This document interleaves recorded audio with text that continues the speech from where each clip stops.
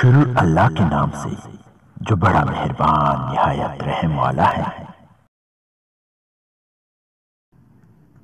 حضرت ابو موسیٰ اشعری رضی اللہ تعالیٰ عنہ روایت کرتے ہیں کہ رسول اللہ صلی اللہ علیہ وآلہ وسلم نے ارشاد فرمایا، تین قسم کے لوگوں کا اکرام کرنا اللہ تعالیٰ کی تعظیم کرنے میں شامل ہے۔